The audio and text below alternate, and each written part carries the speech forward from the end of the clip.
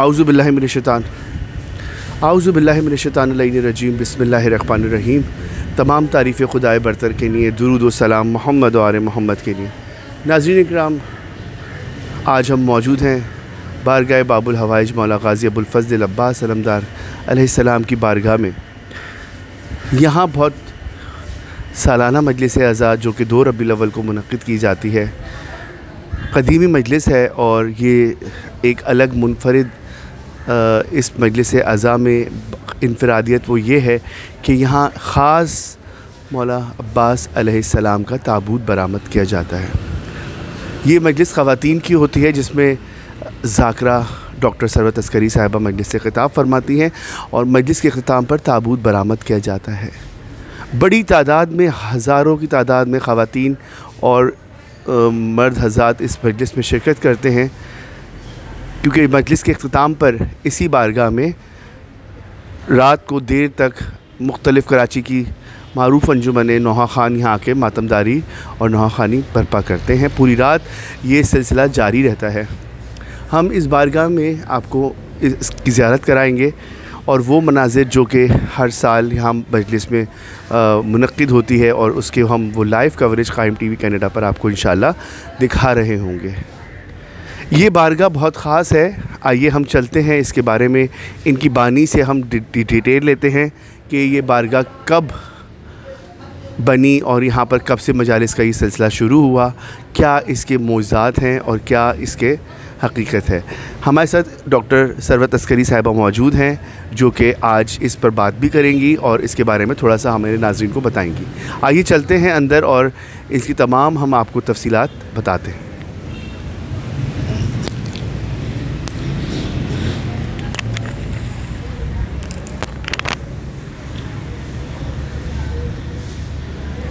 ये बारगाह जो है आप देख रहे हैं माशाल्लाह से बेइंतहा खूबसूरती से सजवाई गई है।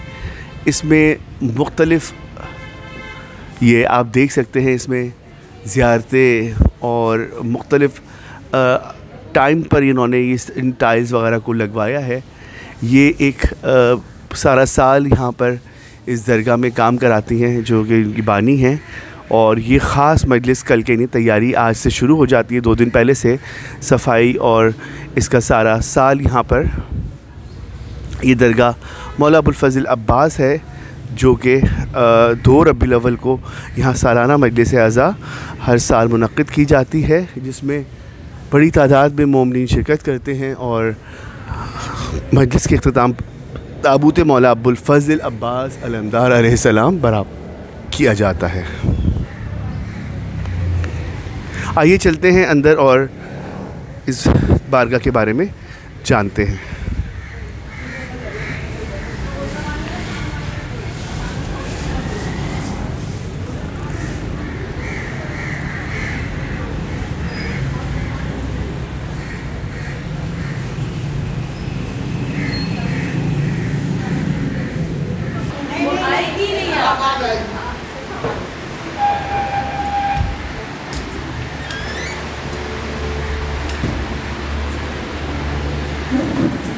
हाँ बिल्कुल, मैं बस इसके रिसर्च ले लूँ।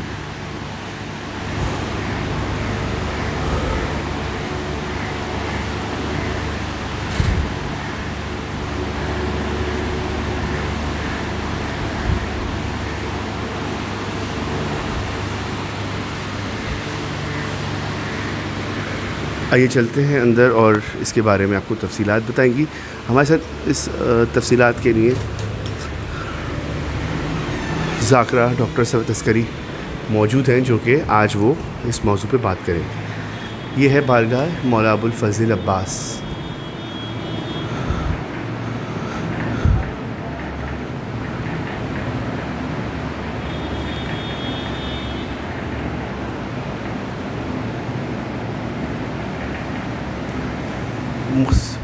मख़सूस टाइलों से लिखवाई गई ज़ियारत इमाम हुसैन अलैहिस्सलाम, दुआए फ़रज, तरीक़ा नमाज इमाम ज़मान। आप देख सकते हैं कि इन्होंने बेइंतहा खूबसूरती से सारे इसमें टाइल्स लगवाए हैं जो कि मुख्तलिफ़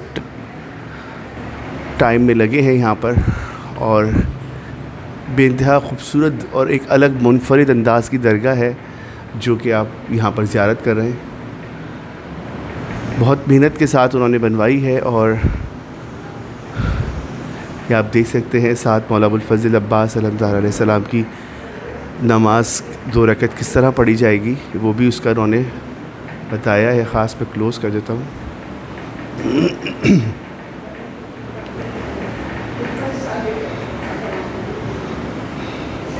یہ خاص تسبیح مولا عباس علمدار علیہ السلام کی جو پڑھی جاتی ہے، اور کہا جاتا ہے کہ کوئی ایسی حاجت نہیں ہے جو اس تسبیح کے بعد پوری نہ ہوتی ہو. چہرہ حسین سے کر پریشانی دور کرنے والے مولا غازی ہماری مصیبت جلد دور کیجیے، آپ کو واسطہ ہے مولا حسین علیہ السلام کا. یہ ہے عزا خانہ جو کہ آپ دیکھ رہے ہیں، بے انتہا خوبصورتی سے سجوایا بنایا گیا. اس کا صدر دروازہ، اس کے اندر جو ہے جالی کے اندر کل جب تابوت برآمد ہوتا ہے تو لا کر اسی عزا خانے میں تابوت کو رکھا جاتا ہے. اور یہ تابوت جو ہے کیونکہ اتنے ہزاروں کی تعداد میں مومنین ہوتے ہیں کہ اس کو سنبھالنا، اس کو دیکھنا بڑا مشکل ہو جاتا ہے، کیونکہ لوگ بہت زیادہ تعداد میں یہاں پر زیارت کے لیے آتے ہیں. تو اس کے لیے یہ بند کر دیا جاتا ہے زری کے اندر، تاکہ کوئی بید بھی نہ ہو سکے.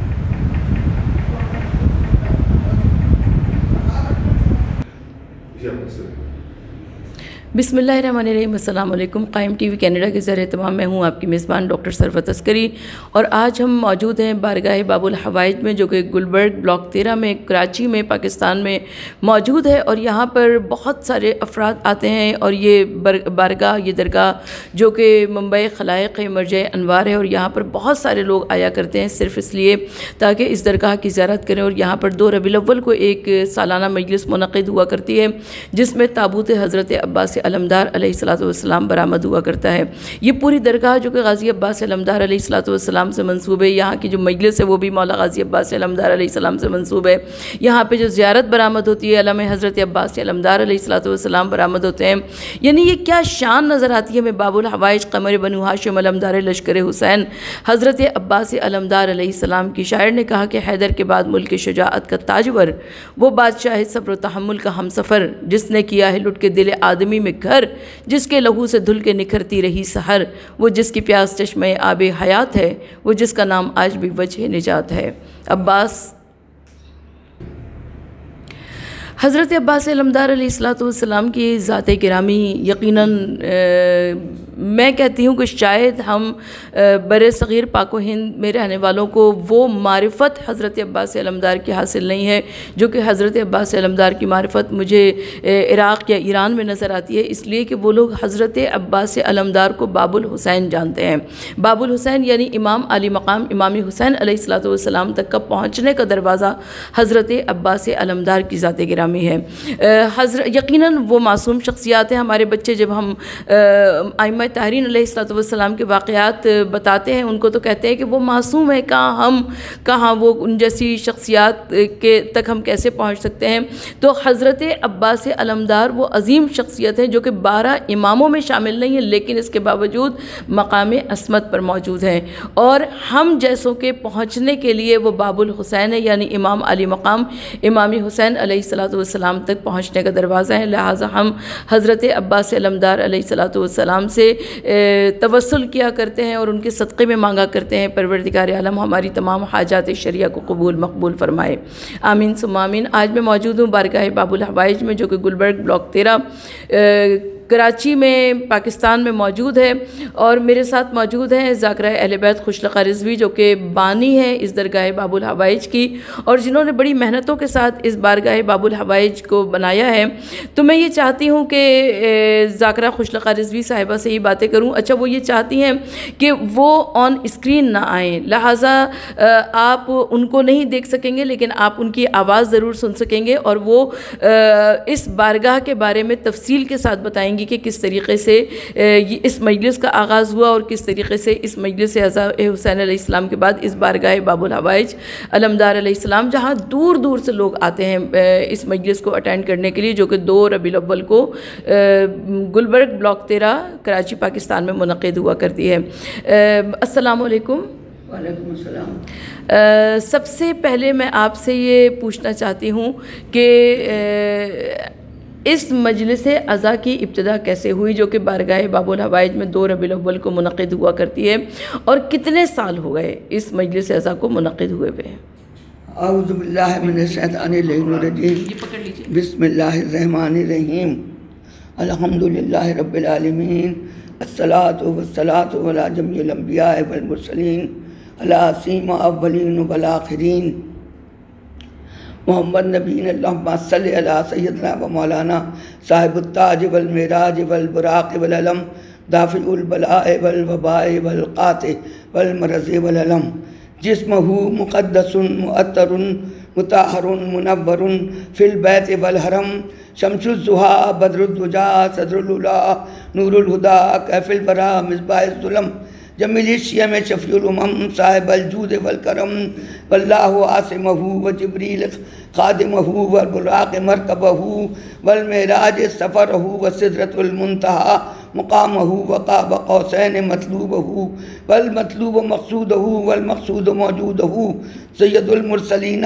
خاتم النبیین شفیع المذنبین انیس الغریبین محب الفقراء سید العرب والعجم، محمد صلی اللہ علیہ وسلم، اللہم صلی علی محمد وآل محمد۔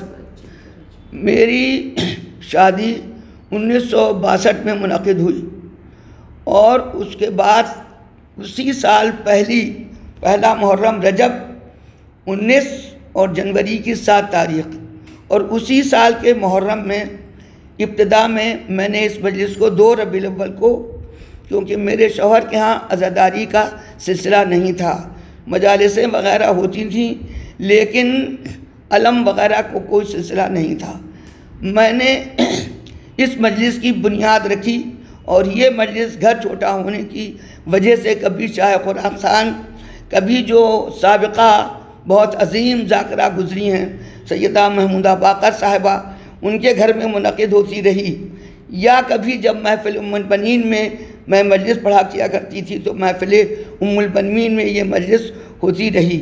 جب اللہ نے گھر دیا اور نصیر آباد میں مکان ملا نیشنل بینک کے ذریعے، تو پہلی مجلس میری وہاں ہوئی یہ، اور اس کے بعد جب اس سے زیادہ اللہ نے دیا اور یہ گھر محمد و آل محمد کے صدقے سے نصیب ہوا، تو اس وقت سے 1962 میں بشارت ہوئی اس خواب کی، کیونکہ میری حالت بہت خراب تھی، ڈاکٹروں نے جواب دے دیا تھا۔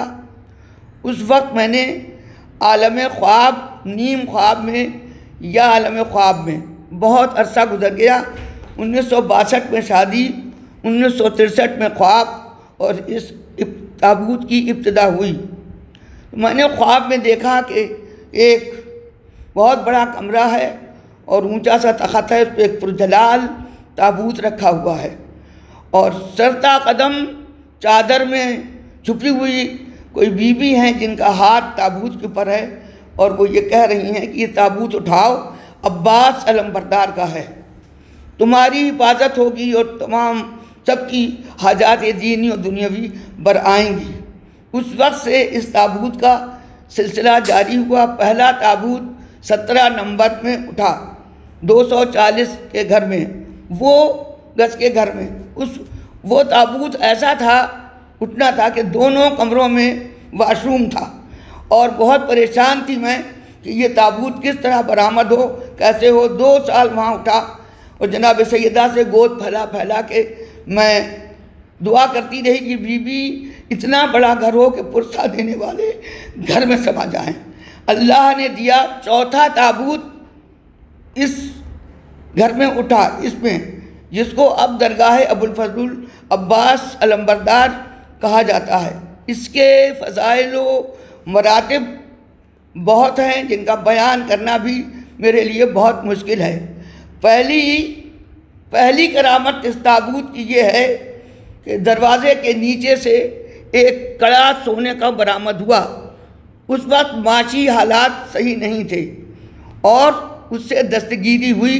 مجلس ہو چکی تھی 2 ربیع الاول کو، اور اس کے بعد یہ کڑا ملا، تو اس میں دستگیری ہوئی، جو بھی قرضہ میرے شوہر نے لیا تھا یا اس کے مجلس کے سلسلے میں ہوا تھا وہ سب اس سے ادا ہوا، گھر کے کام کاج ہوئے۔ لوگوں کا کہنا ہے اگر یہ تم کسی کو نہیں بتاتی علماء دین کا تو تمہیں ہمیشہ اس طرح سے یہ ملتا رہتا، لیکن اللہ کا فضل ہے اور تعاون ہے پروردگار کا، محمد آل محمد کا صدقہ ہے کہ جو یہ تابوت اس منزل کو پہنچا، اس سے بڑے کرامات اور بڑے معجزات ثابت ہوتے رہتے ہیں۔ کوشش کر رہی ہوں کہ تحریری حالات میں یہ آ جائیں اور اس کی ایک چھوٹی سی کتاب یہاں کے معجزات کی چھاپ کر مومنین اور مومنات کو پیش کی جائے۔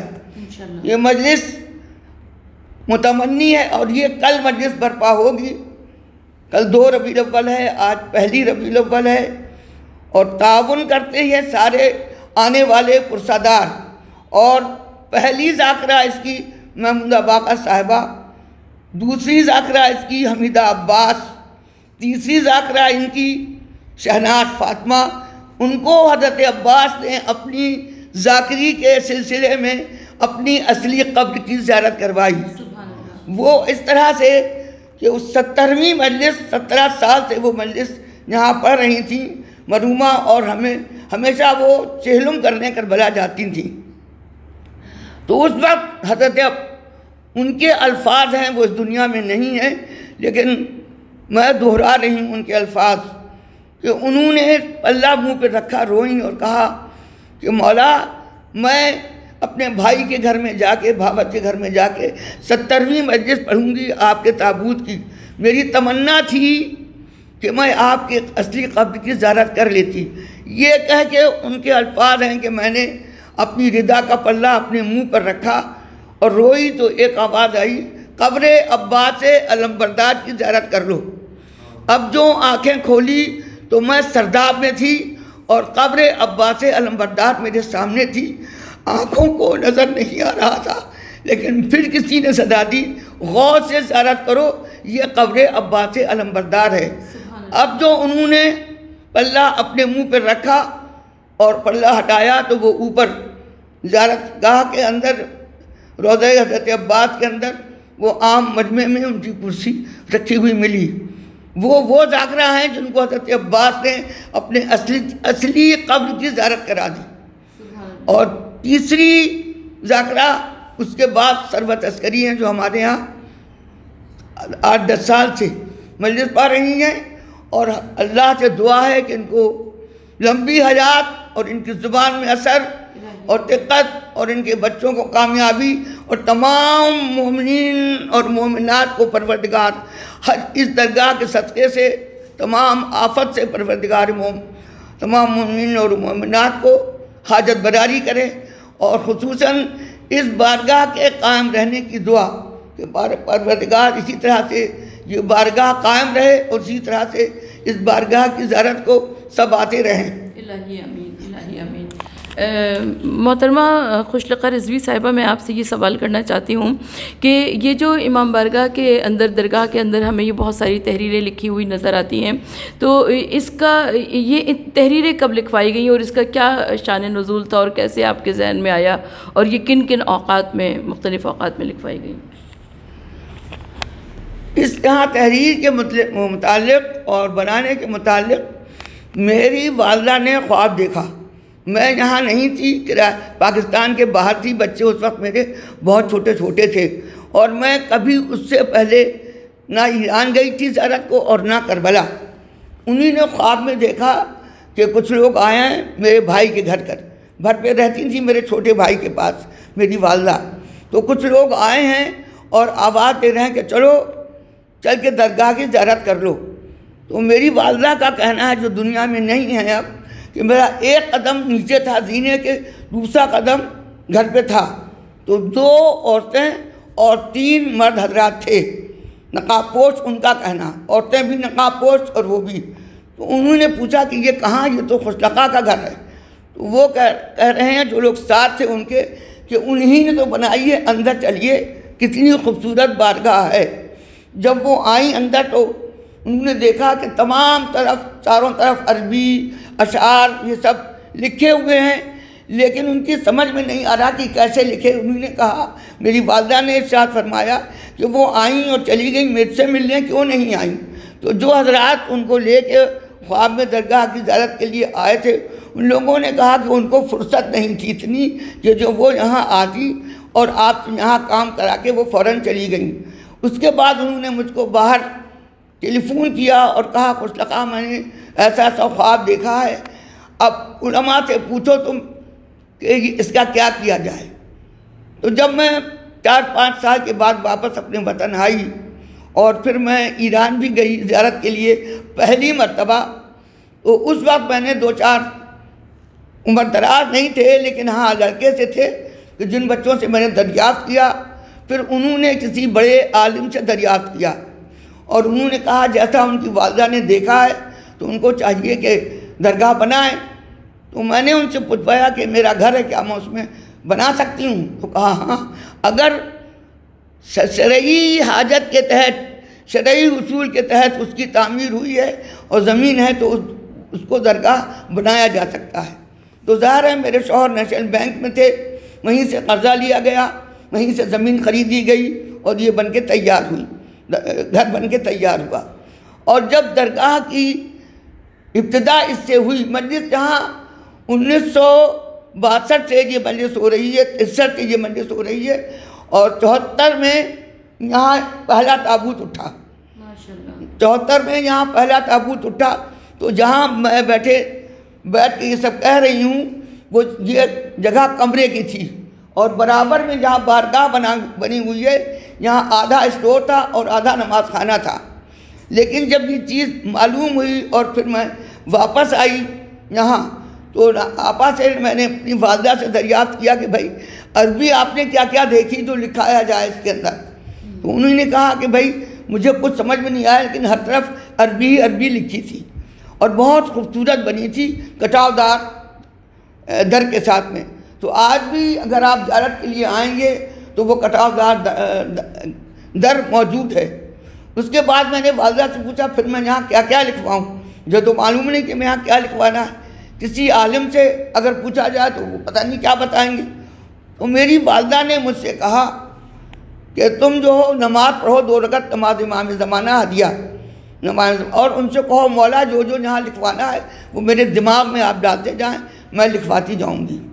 تب تو تھوڑا تھوڑا کر کے 2001 سے اندر کی لکھائی کا سامان شروع ہوا۔ مجلس کی جتنی رقم آتی تھی اس میں سے جو بچتا تھا تو تھوڑا سا میں کام کرا کے چلی جاتی تھی یہاں سے، کیونکہ رہنا چھوٹے بچے تھے میرے وہاں، میں وہاں رہتی تھی، پھر آتی تھی تو پھر مجلس کراتی تھی اور پھر میں تھوڑا تھوڑا بنا کے چلی جاتی تھی۔ تو میری والدہ کے کہنے کے مطابق میری والدہ بھی نماز روزے کی سچی مومنہ اور عاشق حسین ابن علی تھی، اور آج جو کچھ میں دنیا والوں کے سامنے ہوں وہ میری اپنی ماں کی محنت اور ان کی کاوش کا نتیجہ ہے، ورنہ میں کیا اور میری حقیقت کیا کہ جو میں اتنے بڑے مرحلے کو طے کرتی۔ تو ان کے ہدایت کے مطابق جب میں قنوت پڑھتی تو میں دعا کر کے قنوت شروع کرتی، پروردگار جو بھی درگاہ میں لکھنا ہے ہم کو اگر ضروری تو وہ میری سمجھ میں آتا جائے۔ تو آہستہ آہستہ چیزیں دماغ میں آنے لگیں، جو آتا دماغ میں آتا اسی وقت تحریر کر دیتی۔ وہ آج ایک مکمل خوشنمائی صورت میں آپ کے سامنے موجود ہے۔ اندر میں 14 معصومین کے نام ہیں اور آیتیں ہیں، ذوالفقار اس وقت کی بنی ہوئی ہے، یہ 80 میں تبادلہ ہوا، 81 سے یہ بننا شروع ہوئی اور آج تک بن رہی ہے، اس لیے کہ کچھ لوگ یہاں درگاہ کے نام سے اور میرے نام سے چندے وصول کرتے ہیں۔ مجھے اس سال خبر ہوئی، اور جبکہ اس درگاہ میں 1 پیسہ کسی کا چندے کا نہیں لیا جاتا، کیونکہ تصدق اور صدقہ آل محمد پر حرام ہے۔ آپ 1 گلاس پانی پر اعتقاد اور ایمان کے ساتھ اگر 72 کی نظر دلائیں گے تو وہ ہزارہا شربت سے بڑھ کے ہوگی۔ تو آج جو بھی زوار آتے ہیں یہاں مجلس میں، ایک کثیر مجمع ہوتا ہے، اور ہم نے یہ سنا ہے، میں تو اس درگاہ کو میں نے تو بنایا ہے اور میری جگہ ہے، لیکن میں نے خواتین کے منہ سے اور لوگوں کے اور مردوں کے منہ سے سنا ہے کہ یہاں عجیب عجیب کرامات ہوتے ہیں۔ ایک جو یہاں پہلے جنت ایک کام کرتی تھی، اس کے زمانے میں اس کے بچے چھوٹے تھے، آج موجود ہے، وہ انٹرویو کے لیے بھی آ سکتے ہیں اور بتا بھی سکتے ہیں کہ کیا کیا دیکھا۔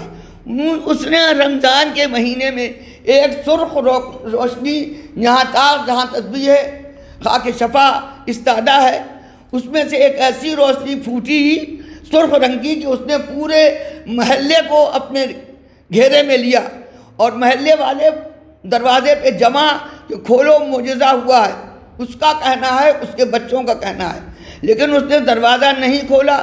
اس لیے اس نے کہا بازی ہوں گی تو میں دروازہ کھولوں گی، اور بازی نہیں ہے تو میں دروازہ نہیں کھولوں گی۔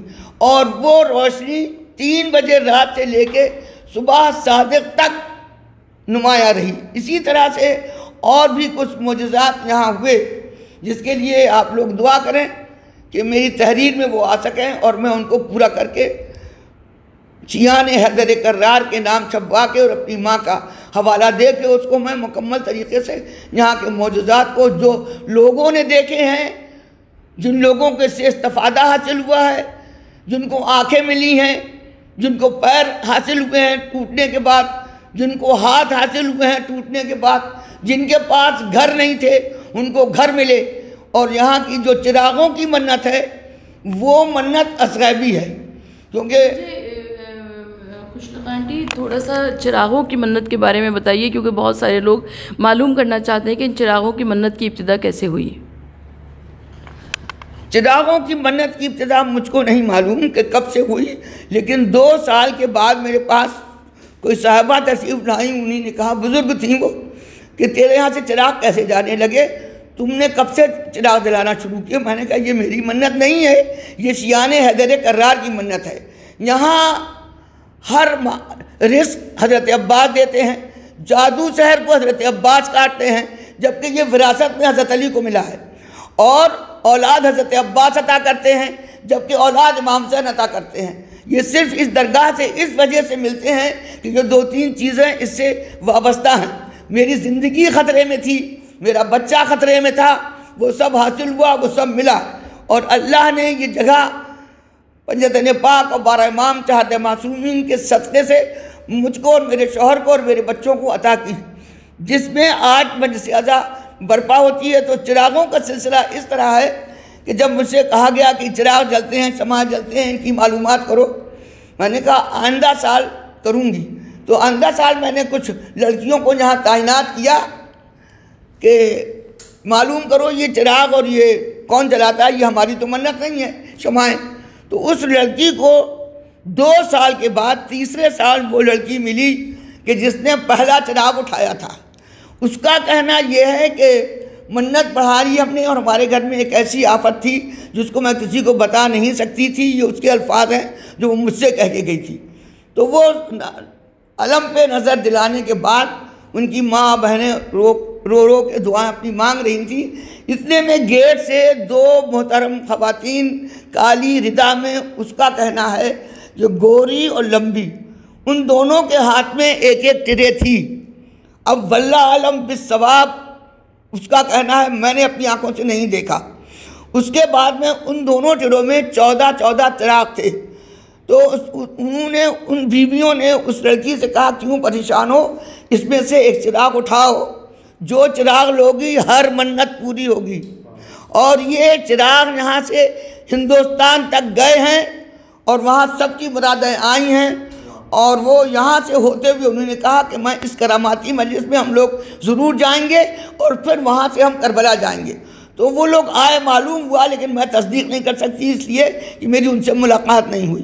سنا ہے کہ وہ لوگ آئے اس مجلس میں، اور انہوں نے چونکہ یہاں رش بہت ہوتا ہے، ملنا میرا مشکل ہو جاتا ہے، تو اس وقت وہ لوگ آئے، انہوں نے منتیں پڑھائیں، اور یہیں سے وہ لوگ کربلا گئے۔ اس وقت سے چراغوں کی منت، کرتوں کی منت ختم ہوئی، تابوت پہ پھولوں کی منتیں ختم ہوئیں، چراغوں کی منتیں ہونے لگیں۔ تو جب وہ چراغ لے لیے سب نے اٹھا لیے تو وہ بیویاں دروازے کی طرف چلیں، تو جس لڑکی نے پہلا چراغ اٹھایا تھا اس کی ماں نے اس سے کہا ارے ان سے پوچھو تو کہ یہ چراغ کس کے ہیں، چونکہ یہاں 14 معصومین کا ذکر ہوتا ہے لیکن یہاں 2 مطمع نظر ہیں، ایک امام زمانہ، دوسرے حضرت عباس علمبردار جن کا تابوت اٹھتا ہے وہ۔ تو وہ بچی دوڑی، اس نے ان سے کہا یہ تو بتائیں کہ یہ چراغ کس کے ہیں، کیسے نماز پڑھی جائے گی، امام زمانہ کے ہیں یا حضرت عباس کے ہیں؟ تو پھر وہ، میں نے نہیں دیکھا ان کو، لیکن وہ لوگ واپس آئے، انہوں نے کہا یہ 14 معصومین کے چراغ ہیں اور اس کو جلتا ہوا لے جاؤ، اگر دروازے پہ بھی بجھ جاتا ہے، باہر جا کے بھی خاموش ہو جاتا ہے تو کوئی بات نہیں۔ ہر جمعرات کو لے جانے کے بعد ہر جمعرات کو اس میں خوشبودار تیل ڈال کے جلاؤ اس کو، اور 2 رکعت نماز ہدیہ 14 معصومین پڑھو، اور جس جمعرات سے پہلے تمہاری منت پوری ہو جائے، مراد آ جائے، تو چراغ کا جلانا بند کر دو۔ پھر 13 چراغ یہ خریدو اور 14واں چراغ یہ ملا کے جا کے منت بڑھا دو۔ مٹھائی تمہارے اوپر ہے کہ جتنا چاہو جو چاہو نظر نیاز تقسیم کرو یا بنواؤ یا پکواؤ۔ نہ میں نے ان بیویوں کو دیکھا ہے، نہ میں نے ان سے ملاقات کی ہے، لیکن جو ان سے متوسط سے جن لوگوں نے ان کو دیکھا، بیویوں کو جو حلیہ انہیں نے بتایا وہ میں اس وقت بیان کر رہی ہوں۔ اور وہ چراغ اتنے بڑے ہیں کہ شیعوں کو تو بس میں کیا کہوں، اللہ ان کو نیکی کی ہدایت دے کہ دن میں چراغ جلانے آ جاتے ہیں 2 بجے دن سے۔ ارے بھائی چراغ رات میں جلتا ہے، رات میں آؤ، 2 بجے دن سے آتے ہیں چراغ جلانے، اور رات 7 دن تک چراغ چڑھتے ہیں اور جلتے ہیں اور لوگ منتیں اٹھا کے لے جاتے ہیں۔ 6 ربیع الاول کو میں زبردستی دروازہ بند کرتی ہوں، کیونکہ 7 کو میں چھوٹی سی رخصت اپنے گھر سے شہداء کربلا کی کرتی ہوں، چھوٹی سی 15-20 عورتوں کی مجلس ہوتی ہے وہ چھوٹی سی، اور پھر وہ ظاہر نمی آ جاتی ہے، 8 تاریخ کو 11ویں امام کی شہادت ہے۔ تو اس طرح سے یہ چراغوں کا سلسلہ جاری ہے، اور اب تو 4 یا 5 یا 6-7 بوریاں ہو جاتی ہیں جو میں دے دیتی ہوں کسی غریب کو کہ کہاں تک میں اپنے پاس اس کو اکٹھا کروں گی، جاؤ تمہیں اگر ہدیہ ہوتے ہیں تو ہدیہ کر دو، جو تمہیں پیسہ ملتا ہے تم خود خرچ کرو، میرے پاس مت لانا، یہ مومنین کے چڑھے ہوئے ہیں، ہم کو اس پیسے کی ضرورت نہیں ہے، اب یہ کسی کام کے نہیں ہے، جاؤ اگلے سال پھر چڑھ جائیں گے، تو ہر سال چڑھتے ہیں۔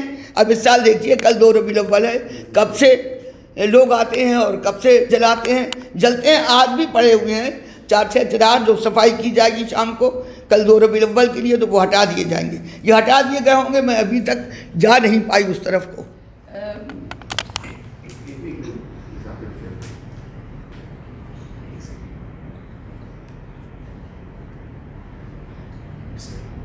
محترمہ خوشلق رضوی صاحبہ، مجھے آپ سے ایک بات اور پوچھنی تھی کہ جو یہاں پر نظر و نیاز کا ایک سلسلہ جاری رہتا ہے اور بہت سارے لوگ آتے ہیں یہاں پر اور بہت سارے افراد اپنی منتیں پوری کرتے ہیں، تو کچھ ہمیں اس کے بارے میں بتائیے لوگوں کو، تاکہ لوگوں کو علم ہو سکے کہ کس طریقے سے نظر و نیاز کے سلسلے کا اہتمام کیا جاتا ہے۔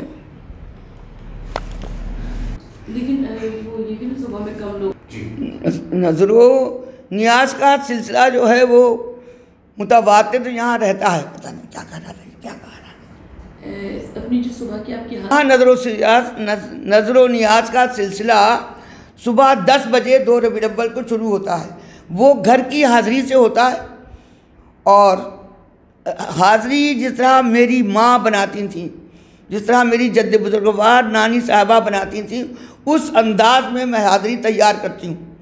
میرے باورچی خانے میں کوئی بغیر وضو آ نہیں سکتا، کوئی جا نہیں سکتا جب تک حاضری پک نہیں جاتی، اور اس حاضری کا سلسلہ صبح ہوتا ہے، اور رسول خدا کے آباء و اجداد سے لے کے حضرت عبد مناف سے لے کے 12 امام 14 معصومین 1,24,000 انبیاء 72 شہداء کربلا اور خصوصاً 18 ماہ بنی ہاشم، ان سب کی نظر یہاں ہوتی ہے۔ لوگ تناول بھی فرماتے ہیں، چکتے بھی ہیں اور منتیں بھی اٹھاتے ہیں، اور جن کا پیسہ جو نذوریات میں شامل کرتے ہیں ان کے پیسے کے لیے مجھ سے ان کو دستبستہ درخواست کرنا پڑتی ہے کہ یہ پیسہ کس چیز میں آپ کا استعمال ہو، تو جس چیز میں وہ لوگ چاہتے ہیں اس میں وہ پیسہ استعمال ہوتا ہے۔ نظریات کا سلسلہ گھر سے لے کے 6 ربیع الاول کی رات تک رہتا ہے۔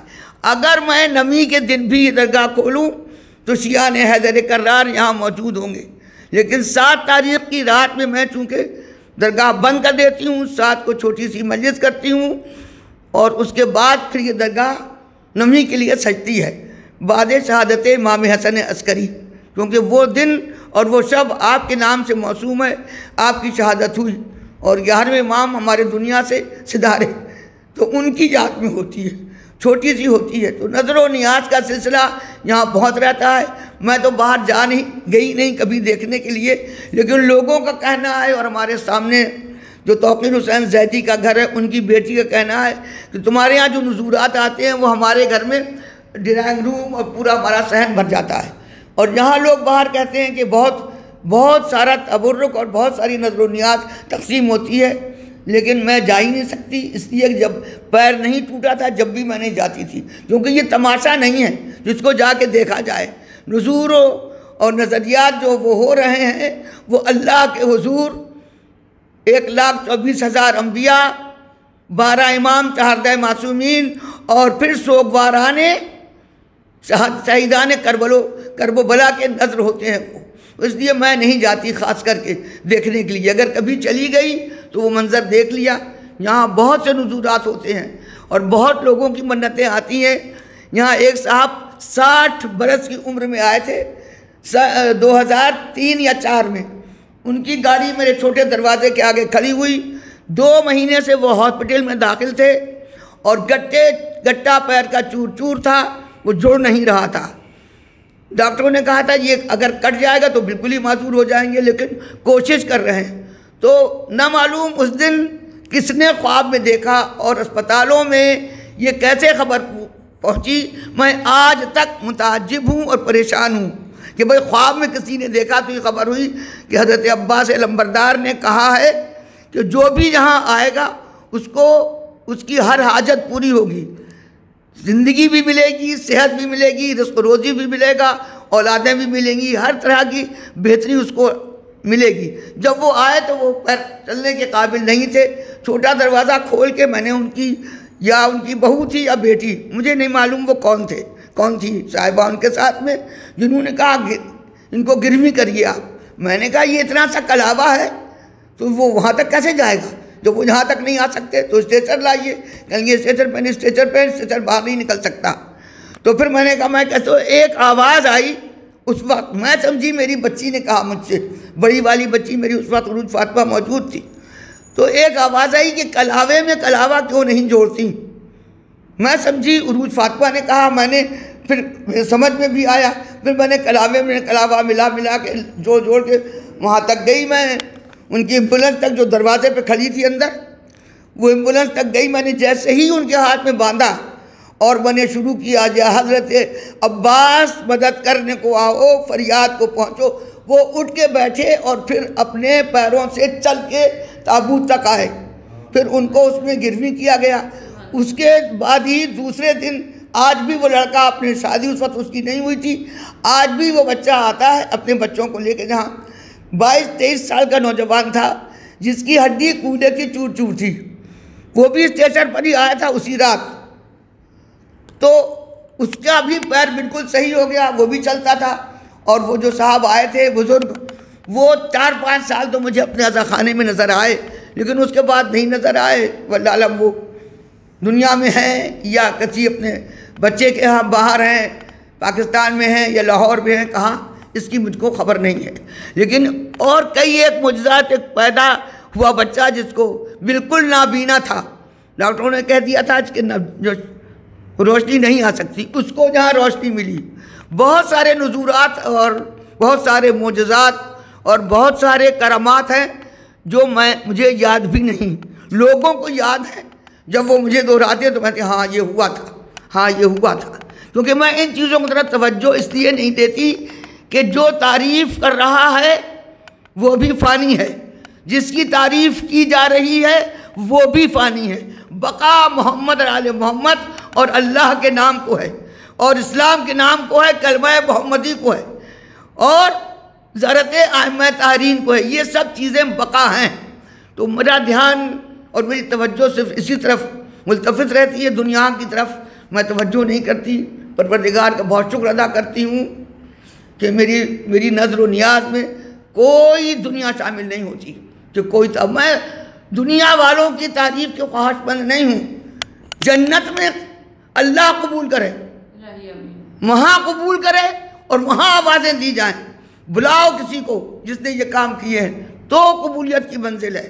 دنیا میں تو ہر جگہ پر شہزاد بچھڑا ہے، حسین کے نام کا صدقہ حسین کا ہے۔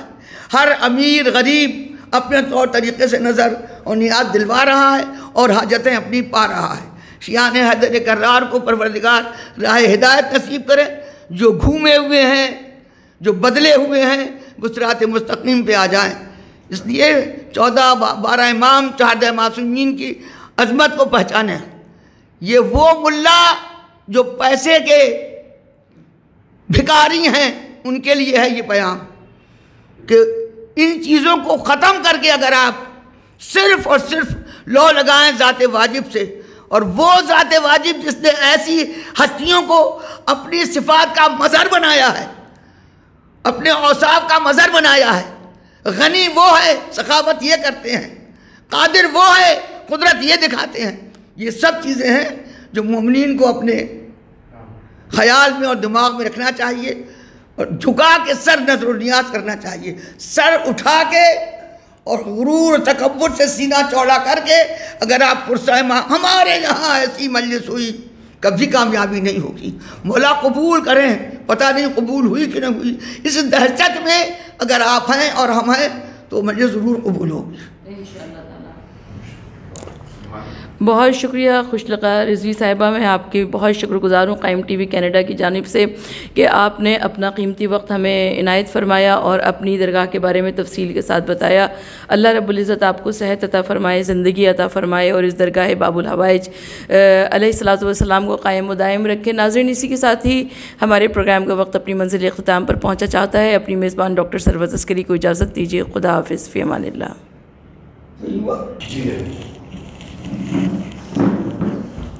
یہ درگاہ بنتے وقت جب 14 معصومین کے نام لکھے جا رہے تھے تو میں نے سب سے پہلے 14 معصومین کے نام کے درمیان انا اعطیناک الکوثر فصلی لربک وانحر انا شانئک هو الابتر، یہ آیت قرآن کی سورہ قرآن کا جو سب سے مختصر ہے، یہ میں نے لکھوایا۔ اور دوسری منزل پر شاہ مرداں شیر یزداں قوت پروردگار لا فتح الا علی لا سیف الا ذوالفقار لکھا کے ذوالفقار کی شبیہ ثبت کر دی۔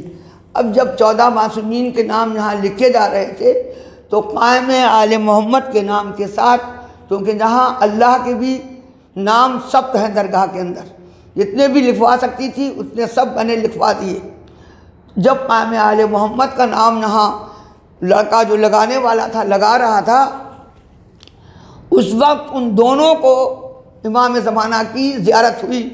یہاں اس دروازے کے پاس جہاں سے دروازہ تابوت برآمد ہوتا ہے، اس کے سیدھے ہاتھ کی طرف کے بائیں پر ان لوگوں نے دیکھا کہ کوئی خوشبو محسوس کی۔ تو جب خوشبو محسوس کی تو نگاہیں اٹھا کے دیکھی تو ایک پرجلال شخصیت سر پہ عمامہ اور تشریف فرما تھے، اور چند سیکنڈ رہے اور جو شیشے کاٹ رہا تھا اس نے آدھا دیکھا سفید لباس میں، اور جو لکھ رہا تھا اس نے پوری زیارت کی۔ اس کے بعد سے پھر یہ میں نے اس کے اوپر شعر جو بعد میں پکندہ ہوئے، پہلے 12 امام 14 معصومین کے نام لکھے گئے، پھر یہ درگاہ تدریجاً بتدریجاً تیار ہوئی۔ یہ 2001 سے شروع ہوئی اندر کی درگاہ، اور 2006 میں مکمل ہوئی، اس لیے کہ تھوڑا سا پیسہ مجلس میں آتا تھا، مجلس کے بعد جو پیسہ بچتا تھا میں اس میں لگا دیتی تھی۔ تو اس پہ یہ شعر بھی چونکہ میری ماں کو بہت پسند تھے اور میں اکثر و بیشتر مجلس کے درمیان یا مجلس سے پہلے پڑھتی تھی۔ اس پنجے پر نور میں انگشت جو ہیں 4 اور 3 لکیریں ہیں ہر انگشت پہ اظہار، دیتی ہیں خبر 12 اماموں کی وہ ہر بار، اور 5ویں انگشت پہ 2 خط ہیں نمودار، ہے صاف عیاں خاصہ قیوم ہے 14، اور یہ ہاتھ خبر دیتا ہے معصوم ہیں 14. اور اس طرف جو مرثیے کا ایک بند میں نے لکھوایا ہے، یہ اس وقت پڑھتی ہوں میں خاموشی کے ساتھ میں جس وقت تابوت یہاں سے برآمد ہوتا ہے، اور خونچکا کفنیوں کے ساتھ، خونچکا پٹیوں کے ساتھ سوگواران اہل بیت اور عباس علمبردار کے سوگوار عباس علمبردار کے تابوت کو کاندھا دے رہے ہوتے ہیں، اس وقت میں یہ پڑھتی ہوں. شہب عباس نے جب پیاس کی شدت دیکھی اور کملائی ہوئی آپ کی صورت دیکھی، رو کے فرمایا بڑی ہم نے مصیبت دیکھی، سب عزیزوں کی رفیقوں کی شہادت دیکھی، پانی ہم لائیں گے دریا کی اجازت دیجئے، سوکھے ہونٹوں کا تصدق ہمیں رخصت دیجئے. اس وقت تابوت برآمد ہوتا ہے، اس وقت میں یہ شعر اپنے دل میں پڑھتی ہوں. اور درود ابراہیمی اس لیے لکھوایا کہ اس کے چھائے میں تابوت حضرت عباس برآمد ہو، جو اسلام کے بانی و مبانی ہیں، اسلام کے بچانے والے ہیں. چار علمدار گزرے تاریخ میں، تاریخ اسلام کے اندر. پہلے حضرت حمزہ، دوسرے حضرت جعفر، تیسرے مولا کائنات علی بن ابی طالب، اور چوتھے علمدار عباس علمبردار ہیں. اور اس کے بعد یہ علم رسول مولائے دو جہاں اور جو موجود ہیں امام زمانہ، ان کے پاس ہے. یہ علم لے کے وہ برآمد ہوں گے. اس وقت جو بھی زندہ ہوگا اس کو اس علم کی زیارت نصیب ہوگی. پروردگار سے دعا ہے کہ اگر تھوڑے سے دن رخصت اس کے ظہور کے رہ گئے ہیں تو مولا مجھے بھی اتنی زندگی دے کہ میں اس علم کی زیارت کر سکوں، اور تمام مومنین اور مومنات کو. اور جو یہ خرم خاور کر رہے ہیں، خدا ان کو لمبی زندگی دے اور صحت زندگی دے، رزق میں برکت دے. اور تمام زیارتیں ائمہ طاہرین کربلا سے لے کے مدینہ منورہ تک کی سب ان کو نصیب ہوں.